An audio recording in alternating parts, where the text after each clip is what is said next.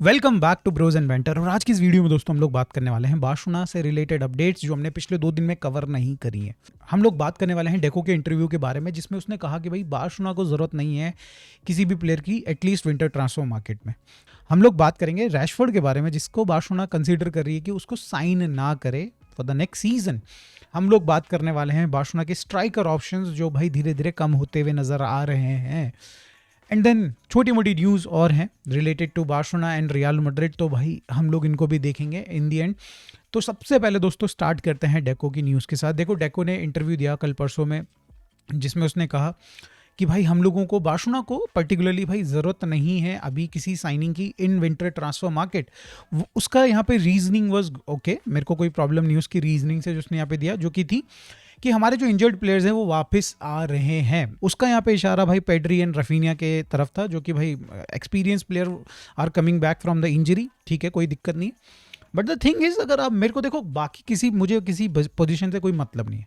अगर आप ध्यान देते हो भाई हमारी सेंटर बैक पोजीशन में, तो वहाँ पे लिटरली भाई वी आर स्ट्रगलिंग। भाई कुबार्सी is playing day in day out, और हमारे को ये नहीं पता कि अब हमारा जो सेकंड सेंटर बैक होगा वो कौन है। एरिक गार्सिया भाई सीडीएम भी खेल रहा है, राइट बैक भी खेल रहा है, सेंटर बैक भी खेल रहा है। जेरार्ड मार्टिन चलो खेल ले रहा है, ठीक है, मान लिया जेरार्ड मार्टिन ने एलसीबी वाले रोल में खेल लिया भाई, खेल लिया। बट हम लोग ये नहीं बोल सकते ना कि भाई अभी मतलब Gerard Martin can play that in that role पूरे सीजन में। बचे 2 प्लेयर्स हैं, अभी भी 2 प्लेयर्स बचे हुए हैं। बात करें यहाँ पे क्रिश्चियनसन की एंड बात करें यहाँ पे अरहो की। सबसे पहले बोलें क्रिश्चियनसन के बारे में, तो भाई यहाँ पे हांसी फ्लिक्स को टाइम नहीं दे रहा है। आई डोंट नो, ऑब्वियसली यहाँ पे कई सारे रीजंस बताए जा रहे थे जिस तरीके से पास्ट में कि क्रिश्चियनसन ने भाई मना कर दिया था खेलने से, तो यहाँ पे रिलाई नहीं कर रहा है कि आपका हांसी फ्लिक, जो कि मैं पहले से भी कहता आ रहा हूँ। सेकंड रीजन ये हो सकता है कि भाई उसको पुश किया जा रहा है कि तू विंटर ट्रांसफर मार्केट में निकल, यहाँ से 10 मिलियन हमको मिलेंगे, तुझे भी खेलने को मिलेगा। अगर तू यहाँ बैठा रहेगा तो हम इस तरीके से तेरे को बेंच पे ही बैठा के रखेंगे। तो maybe there is a chance कि भाई अगर क्रिश्चियनसन नहीं जाते विंटर्स में, तो Hansi Flick then he will use him और रगड़े उसको, अच्छे खासा रगड़े, सो दैट कि मतलब समर में वो आराम से मतलब थका था आ रहा जाए। ठीक है। सेकंड प्लेयर अरहो भाई, जो कि बहुत ही इंटरेस्टिंग केस हो रही है। He is not mentally in the team भाई, मतलब इतना ज़्यादा ही struggling right now in his head कि मतलब उसने अनलिमिटेड लीव की डिमांड करी है बार्सिलोना के सामने। ऑब्वियसली उसने बोला, यहाँ पे प्रॉमिस किया है, लपोर्टा का स्टेटमेंट आया था कि भाई रिसेंट में कि उसकी अरहो से बात हुई थी एंड अरहो ने उसको कंफर्म किया है कि भाई he will come back with motivated mind set. But इस समय पे बार्सिलोना को नहीं पता कि वो 2 गेम मिस करेगा, 10 गेम मिस करेगा, फिर 10 सीजन मिस करेगा। तो इन दैट सिनेरियो हमारे पास एक ही सेंटर बैक है जिसको हम यूज़ कर रहे हैं, एक लेफ्ट विंगर है जिसको हम एलसीबी पोजीशन में डाल रहे हैं, एक राइट बैक है जिसको हम लोग भाई डीएम में खिला रहे हैं, जबकि वो खेलता है सेंटर बैक है। तो अभी हमें ही नहीं पता कि हमारे पास कितने प्लेयर्स हैं, और ऐसे मौके में भाई हमें चाहिए था कि एक सेंटर बैक आ जाए विंटर ट्रांसफर मार्केट में, सो दैट भाई बाकी जो अनरिलायबल प्लेयर्स हैं उनको हम साइड कर सकें। But then this is Barcelona and these kind of things happen भाई, हमेशा ही होता है। चलो ठीक है दोस्तों, ये तो कहीं ना कहीं है डेको वाला जो स्टेटमेंट था, मैंने आपके सामने पॉइंट रख दिया कि भाई कितने बड़ा बेवकूफ़ी वाला है। उसने जो एक्सप्लेनेशन किया बस साफ सीधा बोल दे कि भाई नहीं है भाई औकात, नहीं लेके आ पाएंगे। And also all the fan knows कि भाई यहाँ पे हमारे पास बजट नहीं है भाई, तो सीधी सीधी बात करना, फालतू की बकवास करने की क्या ज़रूरत है। बट दोस्तों यहाँ पे भाई जो पॉइंट है वो ये है कि भाई जब फ्लिक कुबार्सी को रगड़ेगा ना, तो कोई भी फ्लिक को यहाँ पे भाई उंगली नहीं कर सकता, कोई भी यहाँ पे पॉइंट नहीं कर सकता फ्लिक की तरफ, गलतियाँ उसकी नहीं होंगी यहाँ पे, बिकॉज आपने सिर्फ उसको एक सेंटर बैक दिया है। आप यहाँ पे जेरार्ड मार्टिन को गलतियों को मत गिनाना। आप यहाँ पे एरिक गार्सिया को भाई अगर वो वो कवर नहीं कर पा रहा ग्राउंड को, अटैकर दौड़ रहा उसके पीछे नहीं जा पा रहा है, वाई? बिकॉज भाई उसने almost every game he has played for Barcelona this season. तो ये सारे प्लेयर्स, जो 3 प्लेयर्स रिलायबल प्लेयर्स हैं सेंटर बैक पोजीशन में, आप उनको रगड़े जा रहे हो। तो देखो ये तो यहाँ पे भाई डेको की गलती है। आप सीधा बोल दो कि भाई नहीं है, तो भाई सबको पता है भाई, जो फुटबॉल नॉलेज जिसको भी, बेसिक फुटबॉल नॉलेज जिसको भी है, वो समझ जाएगा कि भाई हाँ ठीक है भाई, कोई नहीं है, हम लोग हार भी जाएंगे तो कोई दिक्कत वाली बात नहीं है। ठीक है, हम लोग ला लीगा में अगर सपोज हम लोग सेकंड आते हैं, कोई दिक्कत वाली बात नहीं, बिकॉज हमारे पास बजट नहीं है, हमारे पास ये सारी चीज़ें नहीं है। बट अगर आप ये टोपी किसको पहना रहे हो भाई? स्पॉन्सर्स को टोपी पहना रहे हो, राइट? फैंस तो नहीं पहनने वाले ये टोपी। अब देखो दोस्तों, मूव ऑन करते हैं। बार्सिलोना के जो स्ट्राइकर मार्केट में ऑप्शंस अवेलेबल हैं, उनमें से क्या माल बचा है, क्या नहीं बचा है। अगर आप देखो, अभी रीसेंट अपडेट आ रही है कि यूलियन एल्वारेस को बार्सिलोना रिजेक्ट करती हुई नज़र आ रही है। मतलब भाई हम लोगों के बजट में कभी था भी नहीं वो प्लेयर, बट रिपोर्ट से कह रही है, कहानी ये बनाई जा रही है कि भाई उसकी परफॉर्मेंस जो बार्सिलोना में कैंप न्यू में जो जिस तरीके से उसने खेला, बार्सिलोना को पसंद नहीं आया। ठीक है ये सब फालतू की बकवास हैं दोस्तों। तो कुल मिला के दोस्तों यहाँ पे एथलेटिको मैड्रिड ने जो 200 मिलियन मांगे थे, 150 मिलियन मांगे थे बार्सिलोना से, we can't afford that much money. तो भाई यहाँ पे सीरियसली बार्सिलोना ने कहीं ना कहीं बैक ऑफ किया है। जो करेक्ट वर्ड होगा इस डील से वो है बैक ऑफ, नॉट भाई रिजेक्ट। ठीक है, तो यहाँ पे डेफिनेटली बार्सिलोना ने यूलियन एल्वारेज का सपने को साइड कर दिया विद अ स्टेटमेंट जहाँ पे उन्होंने बोला है कि भाई जितना पैसा एथलेटिको मैड्रिड मांग रही है we can't pay that much money.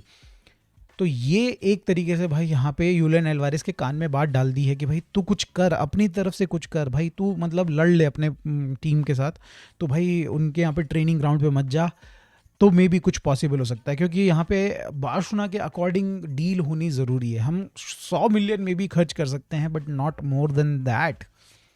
तो ये चीज़ यहाँ पे यूलियन एल्वारेज को भाई थोड़ा सा कान में डाल दी है, मे बी बट ओवरऑल अगर आप देखो तो 99% ये डील नहीं हो रही है। सेकेंड जो ऑप्शन है भाई, जो कि ऑब्वियसली हमारे फर्स्ट ऑप्शन थे एक्चुअली, वो थे हैरी केन। मैं पहले ही अपडेट दे चुका हूँ कि भाई हैरी केन ने कहीं ना कहीं पे बायन को सपोर्ट दिखा रहे हैं वो, and he will most probably sign a new contract with Bayern. यहाँ पे जो 65 मिलियन का उनका यूरोज का जो यहाँ पे क्लॉज है वो कहीं ना कहीं बाइंड है यहाँ पे जनवरी 31 तक। तो मतलब यहाँ पे हैरी केन की तरफ से कुछ इनिशिएट होगा एंड ओनली आफ्टर दैट यहाँ पे समर ट्रांसफर में 65 मिलियन में वो छोड़ के जा सकते हैं। तो वो शायद से वो जो इनिशिएशन वाला प्रोसेस है वो शायद से यहाँ पे ट्रिगर नहीं करने वाले आपके हैरी केन, एंड वो कहीं ना कहीं नया कॉन्ट्रैक्ट साइन करेंगे। तो सेकंड जो कि हमारा टेक्निकली फर्स्ट ऑप्शन था और बेस्ट ऑप्शन था, वो भी अब रेस से बाहर हो चुका है दोस्तों।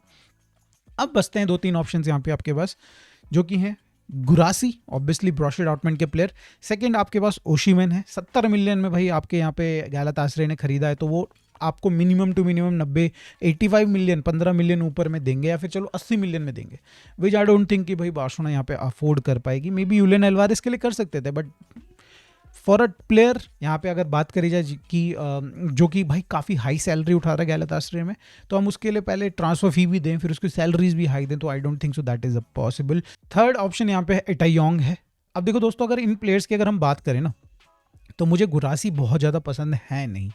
He is good striker. 50 million की यहाँ पे भाई आई बिलीव से ट्रांसफर फी पे करनी पड़ेगी बार्सिलोना को, but I don't like him. मतलब मुझे पर्सनली पसंद नहीं है, लोगों को काफ़ी पसंद है, आई डोंट नो। मतलब मुझे थोड़ा मतलब मैंने जितना फुटबॉल उसका देखा है, मुझे लगता है कि he is not that clinical. Like obviously आप यहाँ पे लेवेंडोस्की को रिप्लेस कर रहे हो, एंड खैर लेवेंडोस्की भी भाई कोई खास क्लिनिकल रहा नहीं, पेनल्टी मिस करी है, बट ऑब्वियसली यार लेवेंडोस्की है भाई, गुरासी है भाई। ठीक है, तो आई डोंट थिंक सो कि यहाँ पे 50 मिलियन वर्थ इट है। अगर थोड़ा और कम हो जाता तो मामला थोड़ा बेटर हो जाता।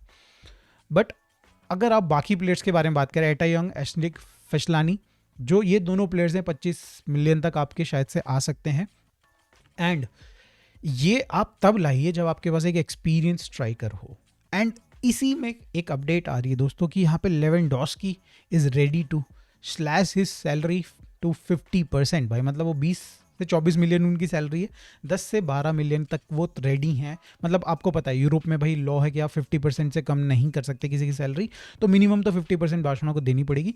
10 से 12 मिलियन यहाँ पे भाई लेवेंडोस्की तैयार है अपनी सैलरी को रिड्यूस करने के लिए, which I don't think so is that bad. But then यार अगर आप लेवेंडोस्की का फॉर्म देखते हो, लेवेंडोस्की के जो ड्रॉप है वो देखते हो, तो यू सी कि भाई उसकी प्राइसिंग धीरे धीरे कम होती जा रही है। एंड अगर भाई आप अगर 12 मिलियन किसी प्लेयर को दे रहे हो, तो एट लीस्ट आप यार उसको एक्सपेक्ट करते हो कि 30-40 मिनट हर गेम में खेले। तो यार मुझे पर्सनली थोड़ी सी डाउट लग रही है। बट देन भाई अगर आपको एक यंग स्ट्राइकर लेके आना है, लाइक एटायोंग या फिर भाई एशनिक फेशलानी टाइप के प्लेयर्स को लेके आने, मतलब मैं नाम गलत ले रहा हूँ थोड़ा सा, बट अगर आपको लेके आना है तो यू शुड कीप लेवा, 10-12 मिलियन उसको दो और उसको 30 मिनट दो, और इन प्लेयर्स को थोड़ा सा टाइम ज़्यादा दो, और कहीं ना कहीं लेवेंडोस्की का वो जो नॉलेज ट्रांसफ़र होती है, वो जो एक्सपीरियंस ट्रांसफ़र होता है, उसका फ़ायदा उठाओ। अब देखो दोस्तों, इससे मूव ऑन करते हैं, अगली अपडेट की तरफ चलते हैं जो कि रैशफोर्ड से रिलेटेड है। अब देखो यहाँ पे मैं भी काफ़ी दिनों से कह रहा था कि जो इतने लेफ्ट विंगर्स की जो आ रही है ना लिंकअप बार्सिलोना के साथ, नूसा, फोफाना, उससे भी पहले और कोई, तो ये सही साइन नहीं है आपके रैशफोर्ड के लिए। एंड यहाँ पे कुछ रिपोर्ट्स अब आने लग गई हैं जो बता रही हैं कि भाई यहाँ पे बार्सिलोना साइन नहीं करने वाली है रैशफोर्ड को बिल्कुल भी। एंड मैं अग्री करूंगा इस चीज़ से। भाई 14 मिलियन की सैलरी जो आप दे रहे हो ना यहाँ पे, भाई 14 मिलियन की सैलरी करंट टाइम में जब आपके एफएफपी की बैंड बजी हुई है, ठीक है, तो आप नहीं अफोर्ड कर सकते हो एक बैकअप ऑप्शन के लिए। बैकअप ऑप्शन कौन हो सकता है? यंग प्लेयर जिसको अभी भाई एक्सपीरियंस कम है, तो वो थोड़ा थोड़ा सीख रहा है, 20-30 मिनट खेल के सीख रहा है, या फिर एक ऐसा प्लेयर जो कि मतलब सॉर्लो टाइप का है भाई, कि मतलब ठीक है वो ज़रूरत है but as a backup option ही खेल सकता है, राइट। या फिर फरहान टोरस जैसे आप बोल सकते हो, मजबूरी में खिलाना पड़ रहा है बट ठीक है, कोई दिक्कत नहीं। तो यहाँ पे भाई आई विल नॉट पे मोर देन 6 to 8 मिलियन, इससे ज़्यादा मैं पे नहीं करूंगा किसी भी टॉप क्वालिटी प्लेयर को अगर वो बैकअप ऑप्शन की तरह आ रहा है। और रैशफोर्ड यहाँ पे भाई हमारे लिए प्रॉब्लम क्रिएट कर रहा है 14 मिलियन की सैलरी के साथ। तो दोस्तों यहाँ पे मुझे क्लियरली लगता है कि भाई जो सैलरी हम यहाँ पे रैशफोर्ड को दे रहे हैं उसमें 2 प्लेयर्स को हम सैलरी दे सकते हैं। आई एम नॉट सेइंग कि transfer fee and all, I am saying कि भाई यहाँ पे 2 प्लेयर्स की सैलरी हम अफोर्ड कर सकते हैं। आप ये अज्यूम करके चलिए कि एक स्ट्राइकर आप लेके आ सकते हैं लाइक एटा यंग टाइप का प्लेयर, एंड आप एक यहाँ पे कहीं ना कहीं एक centre back, left centre back, young centre back लेके आ सकते हो उस सैलरी के साथ। तो आप खुद ही देखिए, आपने भाई एफएफपी में काफ़ी अच्छा कर लिया, एट द सेम टाइम भाई आपने टीम को बैकअप भी दे दिया। तो यहाँ पे भाई जो रिपोर्ट्स आ रही हैं भाई मैं उनसे अग्री करूँगा। मुझे ऑल्दो यहाँ पे भाई अगर आप स्टैट्स देखें, सब कुछ देखें, तो रैशफोर्ड ने भाई बहुत अच्छा किया है। लास्ट गेम में एथलेटिको मैड्रिड के अगेंस्ट भी बहुत प्यारा काम किया उसने। बट यार भाई for a backup 14 million is not worth it. अब दोस्तों मूव ऑन करते हैं बार्सा वर्सेस फ्रैंकफर्ट वाला जो मैच था उसकी टिकट रिलेटेड इश्यूज़ की तरफ। अब देखो यहाँ पे प्रॉब्लम क्या हो रही है कि बार्सा 500 जो अवे फैंस हैं उनको तो भाई टिकट्स दे रहे हैं, कोई दिक्कत वाली बात नहीं, वो तो देना ही पड़ेगा। बट जो बाकी रिजर्व्ड हैं हमारे होम फैंस के लिए, उनमें भी भाई यहाँ पे रिस्ट्रिक्शन लग चुके थे कि सिर्फ सोशियोज को ही टिकट बेचे जाएंगे। और ये क्यों हुआ? क्योंकि भाई पिछला फ्रैंकफर्ट वाला जो मैच था उसमें हुआ क्या था कि फ्रैंकफर्ट ने भाई आके ऑनलाइन में आके टिकट्स खरीदे और इतने फैंस हो गए कि भाई होम फैंस से ज़्यादा है, मतलब काफ़ी नंबर्स में फैंस हो चुके थे फ्रैंकफर्ट के, जो कि भाई अच्छी बात नहीं है। लड़ाइयाँ हो सकती हैं, कुछ भी हो सकता है, गलत बात हो जाती है। तो उसी चीज़ को रोकने के लिए यहाँ पे लपोर्ता ने बोला कि भाई हम सिर्फ सोशियोज को ही टिकट देंगे। अब यहाँ पे भाई आप कैसे इंश्योर करोगे कि सोशियोज बेचे ना उस टिकट को किसी अदर फैन को या फिर किसी अदर क्लब के फ़ैन को? तो यही चीज़ यहाँ पे हुई है। बताया जा रहा है 100 से 300 सोशियोज ने अपने जो टिकट्स हैं उनको बेच दिया या फिर भाई टिकट्स की सेल लगा दी है। अब यहाँ पे भाई आइडेंटिफाई कर लिया गया है सोशियोज को, और उनको शायद से यहाँ पे भाई बैन किया जाएगा आगे के मैचेस की टिकट परचेज से, या फिर भाई इनफैक्ट भाई स्टेडियम में आने से भी बैन किया जा सकता है। तो एक मेजर अपडेट है दोस्तों ये एक। अब मूव ऑन करते हैं दोस्तों अगली स्टोरी की तरफ, जहाँ पे भाई बार्सिलोना फिर से पैसे कमाते कमाते रह गई। मतलब कमाते क्या, हम लोग उस लिस्ट में थे ही नहीं। तो यहाँ पे बताया जा रहा है कि रियल मैड्रिड एंड काफ़ी सारे क्लब्स ने 2015 का जो एक डिस्ट्रीब्यूशन ऑफ आपके ब्रॉडकास्टिंग राइट के पैसे थे उससे रिलेटेड एक केस किया था ला लीगा के ऊपर, जो कि सुप्रीम कोर्ट ने यहाँ पे डिसीजन दिया है in favour of real Madrid and बाकी 24-25 क्लब के। तो बताया जा रहा है कि इन टोटल 88 मिलियन यहाँ पे ला लीगा देगी इन सारे क्लब्स को, और पर्टिकुलरली भाई रियल मैड्रिड को मिलेंगे 8.8 मिलियन। अब भाई ये फ्री पैसा हम लोगों को क्यों नहीं मिल रहा, बार्सिलोना को क्यों नहीं मिल रहा है? तो देखो दोस्तों यहाँ पे भाई आई बिलीव सो हम लोगों ने कभी भी इस चीज़ में रियल मैड्रिड या फिर आप बात करो पेरेस का सपोर्ट किया था। हमने भाई कभी भी ला लीगा में अपनी तरफ से कोई केस में हमने पार्टिसिपेट नहीं किया।